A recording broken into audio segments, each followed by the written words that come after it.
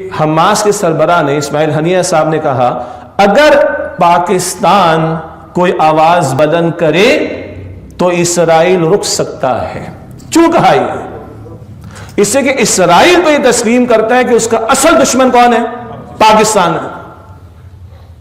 67 کی جنگ ہو گئی، کئی علاقے اسرائیل کو مل گئے، اور بن گوریان جو ان کا اسرائیلی وزیر اعظم بن گوریان نے کہا کہ ہمیں کسی خوش فہمی میں مبتلا نہیں رہنا چاہیے، ہمارا اصل نظریاتی دشمن کون ہے؟ پاکستان. کون سا پاکستان؟ ایٹمی پاکستان. اور کون سا پاکستان؟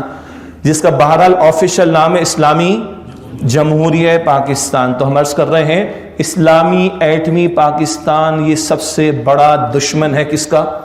اسرائیل کا. عرب میں کوئی سکت نہیں رہی، بچ گئے، جھک گئے، بیٹھ گئے، لیٹ گئے. اگر کوئی سکت، کوئی صلاحیت، کوئی استطاعت، کوئی استعداد ہے، بھارت اس مملکت خداداد کو اللہ تعالیٰ نے دی.